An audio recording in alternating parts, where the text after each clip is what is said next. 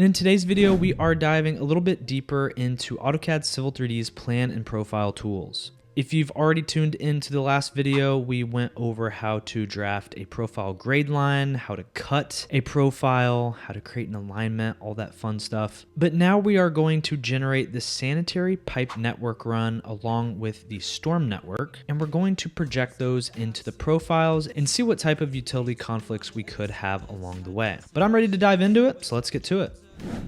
All right, so if you remember in the last video, we cut a profile section of a street and we drafted the water main just using some polylines. I've gone ahead and added a few labels showing that water main and that 3-foot minimum clearance that we need from our road. Now, where I want to head next is I want to show you a little view tool that you can use. If you go up to the View tab, you can do a viewport configuration up here.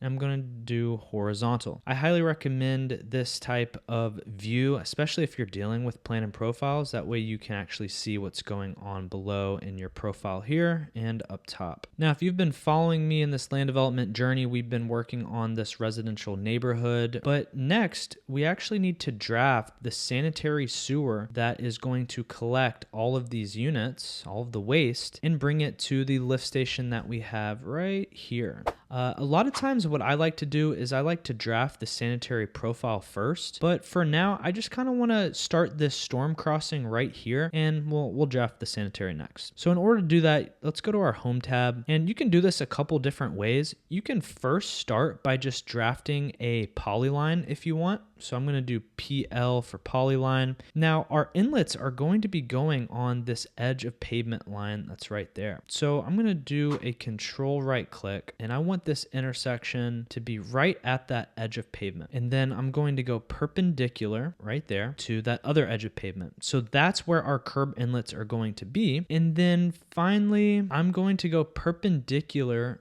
to that pond's contour, or what I can do is I can do an endpoint right there and then go perpendicular. I'm going to go perpendicular to that contour right there. So there I've just laid out a little polyline. In order to make a storm pipe network, one thing that I can do is I can go to my home tab up here to pipe network, and I can do create pipe network from object. So I'm going to go ahead and select it. It's going to ask select the objects that I want to do. So I want to select that one. Now it's going to ask me if that flow direction is okay. Yes, so this flow direction is perfect. Water's going to be collecting in these inlets and they're going to go to the pond. You can press spacebar for enter.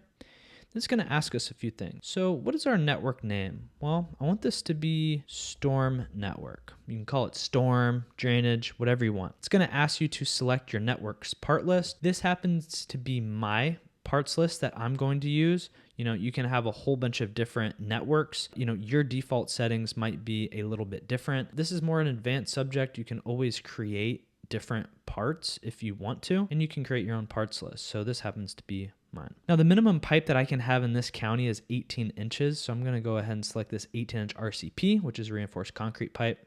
Then it's going to ask me to select a structure that I want to create. Now, it's always dependent on your county or municipality. In this neighborhood, we are allowed to use valley gutters, which is like the little valley gutters are those little V-shaped gutter lines. So I'm going to use this valley gutter inlet right there. As far as surface name, so we do have a surface in here. I don't always love doing this, but I'm going to go ahead and just select that FG that we made. We can erase existing entities if we want to. That just means that line will erase, but I'm not really worried about it. So voila, we've made a little pipe network there. And just notice a few things though. So one of the things that I like to true up are the insertion points. So these insertion points are going to go right at those endpoints that I drafted. So when I selected an endpoint of that edge of pavement, that's where it's going to add that insertion point. Well, I know that that valley gutter isn't going to be sitting like this. So one thing that I do is I correct them by doing something like this. I'll do nearest because I want this gutter right here to line up perfectly with this shape right here, because this is technically the inlet. It's the grate. while this outer edge is more of the outer box. And that's all just how you kind of build your parts into AutoCAD Civil 3D. If you have questions about that, you can let me know. But I like to go ahead and correct all of these. And one easy way to do it is you can control right click and do nearest, and that way it perfectly lines up. Now, you see how there's a structure right here. I don't technically need a structure right here. I can go straight from that inlet right to this guy right here. Is I can just click it, and I'm just gonna press erase, and then notice how it leaves an abandoned pipe.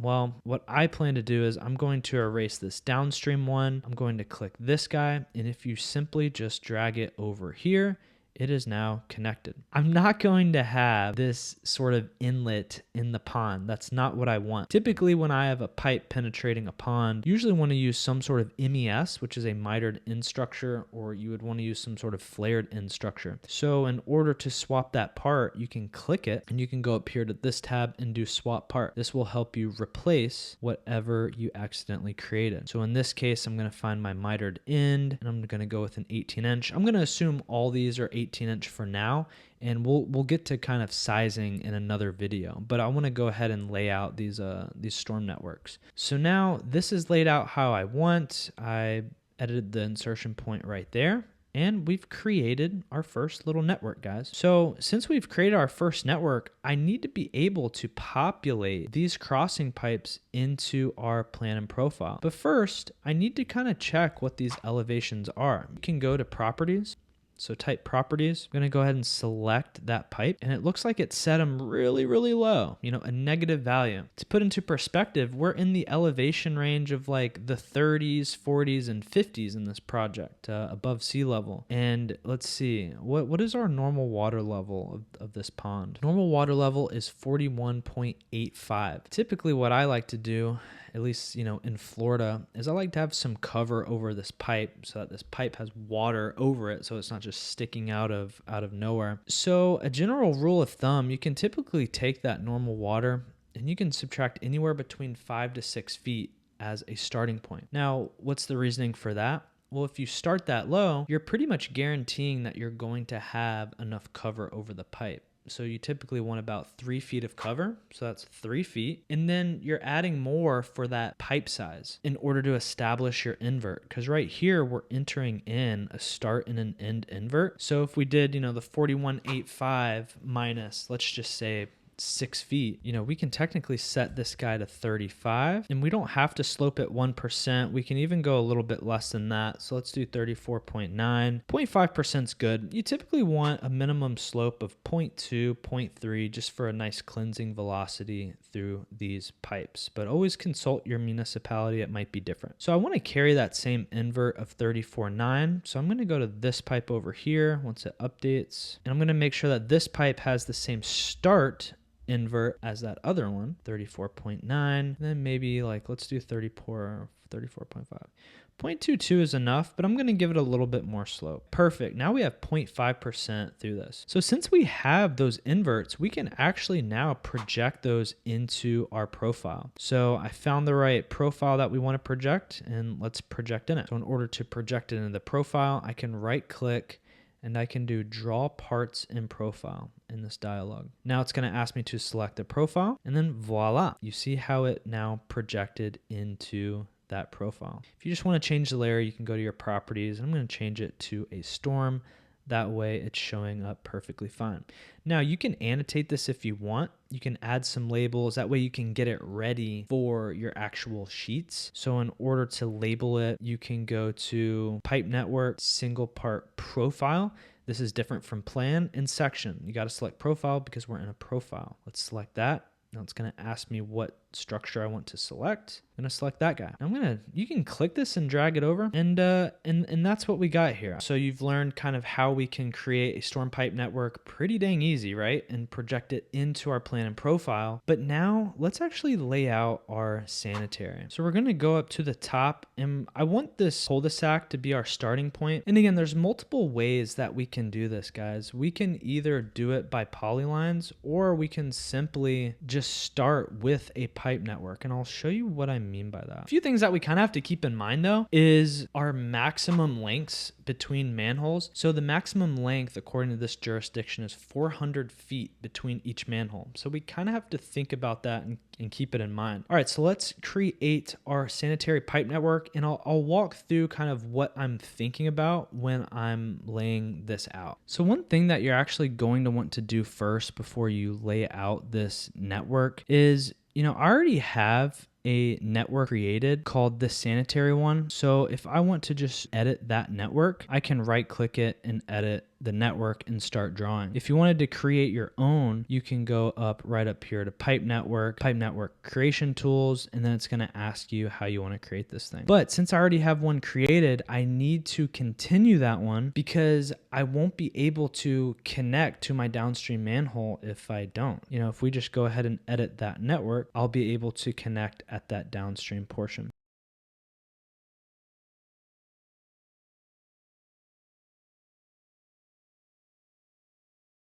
All right, now if I get to this end here, you see that symbol, how it's like that crosshair symbol? Since I'm on the same network, I can actually tie into that network. So watch what happens if I just click. Now I'm connected to that network. So we're gonna go all the way back up here. And one of the first things that I actually just want to check is just to make sure before we call this, a perfect sanitary network, I'm gonna slap on a whole bunch of labels just so I can check and see if any of the gravity mains are farther than 400 feet, because I already said that I couldn't have any lengths larger than 400 linear feet. So a quick way to actually just label all of the networks is I can do, instead of just a single part plan, I can do entire network plan. All right, so let's do our checks and balances for the longer runs. Okay, I got 242 right there.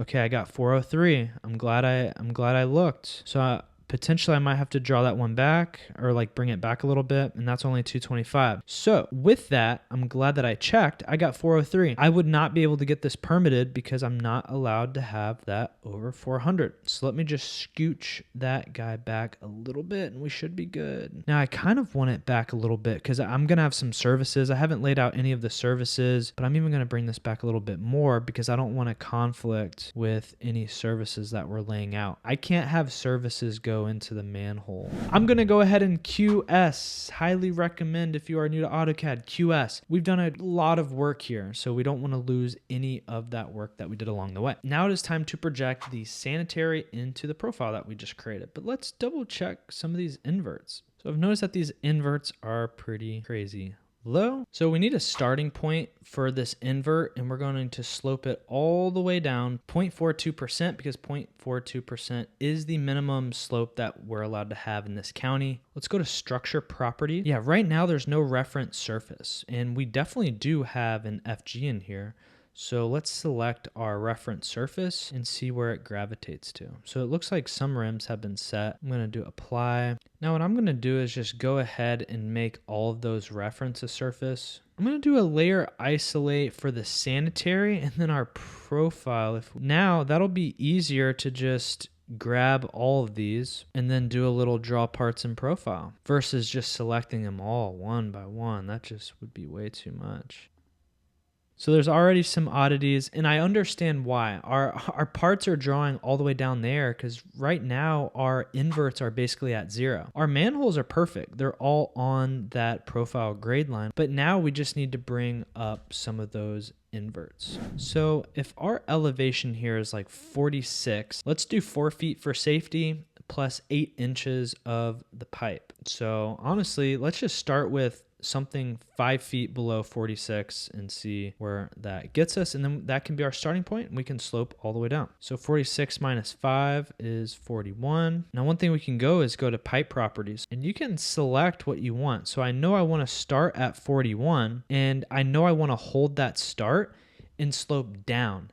down would be negative. So since I'd want to slope down negative 0.42, I can go ahead and press enter, and now it calculated my end invert right there. Now watch what happened right there in this profile. Noticed how it finally drew up. And trust me, I already know there are easier ways to do this. There are some like sync packs that you can get where you can just have a start invert and just have it slope all the way down. I wanted to kind of troubleshoot some of these things because sometimes, you know, when you're a young engineer, CAD designer, you get thrown into these really weird scenarios here, and I just wanted to be able to kind of walk through the troubleshoot method. Now I'm just going to do a few more and then end up just going all the way down the line, and then I want to show you how to do our sanitary profile. One golden rule that you always need to know is when you are going between manholes, when you have some sort of invert coming into the manhole and then out, you always want a difference of 0.1 just to maintain flow, dissipate energy. So since I know that, I want to hold that same invert. So that's why I copied it over.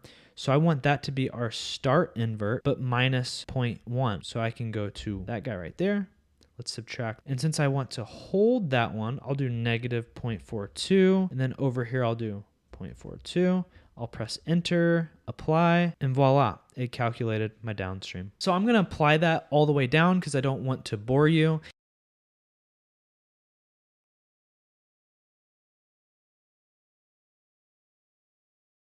All right, so I have now drafted all of the sanitary lines, and I'm going to zoom in here and just kind of show you. Everything's looking pretty good. I've sloped 0.42% all the way down to that manhole that we had at the intersection. And I know that it doesn't look like it lines up, but it does because these scales of the profiles are different. Notice how this is coming in at 38 and then that's coming in at 38. So they are cut right. Everything's working how we should, but I want to get to this one point right there of what we are finding. So you're going to get this a lot. And sometimes you can plan for these moments really early on when you're setting up these crossings, which is what I like to do. We just so happen to set our storm lower than the sanitary. And by that moment, we found a collision between this storm pipe right here and the sanitary.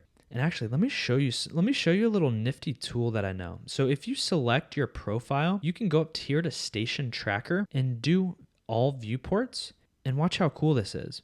So now when you're hovering over your profile, you can see that little line right there. It shows you where you are in space, which I think is like one of the best tools when you're doing profiles. But now you're actually able to see exactly what's going on. I'm traveling from this gravity sewer all the way down to this other manhole, and right there is where I collide with my storm. Well, what's the easy way to do this? Well, you know, one thing that I've realized in this industry for 6 years is it's really kind of hard to manipulate your sanitary runs because a lot of times you're restricted on your depths and your slopes. You don't want to create a whole bunch of slope for your sanitary sewer. Again, you're also constrained to a depth. The deeper you go with this sanitary, the more the cost and the more that you might not even be able to build it because of the depths that you're working with. So in this case, what I would actually do is just raise this storm structure. So let's do that. Let's go up to this storm. Let's do properties. Now you can either do some really good math or you can just kind of ballpark it. I know that I probably need to raise this up by a few feet. So I'm going to set that invert at 37. Okay, so that wasn't enough. I need about anywhere between half a foot to 1 foot more. Always check your municipality. It'll always be different. So I'm going to just raise it up another foot because it's almost like right on top of that pipe. Now, perfect. Now let's actually check this depth. So you have some really fancy tools in here in the annotate tab. Let's go to annotate, add labels, and you have a profile depth. It'll ask you select a profile view. I'm going to select that one. Now select your point. I'm going to do that point right there, and then let me do control nearest for that point right there. Let's see what type of depth I have. So I have 1.1.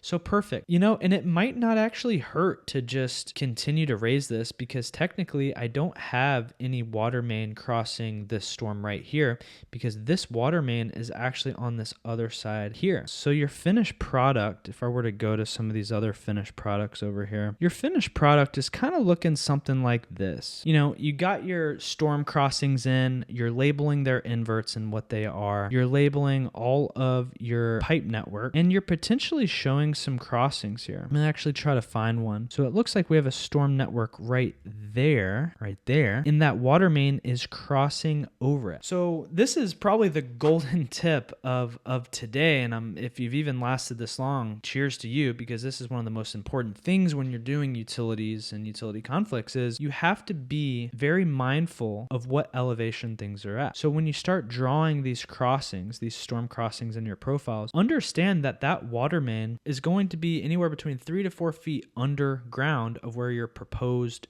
grade is. So with that, if you know that these are going to collide, because if your water main and storm pipe are at the same elevation, you're going to want to either bend above your storm or bend below. And you can capture that just like this. So it's showing that if I would have just left that water main going straight through, I wouldn't have had the clearance that I need between those pipes. And there's different rules for clearances, but typically you need anywhere between 1 to 1.5 feet. So we had to dip this water main below that storm and bend back. And you're able to achieve that by applying a bend. So all this is a 45-degree bend that bends down. There's another 45. It goes straight for a stick of pipe, and then another 45, and then another 45. So that's how you're able to avoid any potential conflicts. Honestly, that's all I have for today, guys. I hope you learned a lot more about plan and profiles and learned a lot about pipe networks, how to differentiate your sanitary and storm networks. If you do have any questions, just comment below. I'm always happy to help. I typically answer each and every one of your guys' questions. And if you don't know already, I have a land development series dedicated to learning more about construction plan development. So if you haven't seen any of those videos, I highly suggest you do so. Go check them out. I hope you guys have a great rest of your day, and I will see you in the next video. Peace out. First things first, I'm the realest. Everything I start, I finish. Put my whole heart right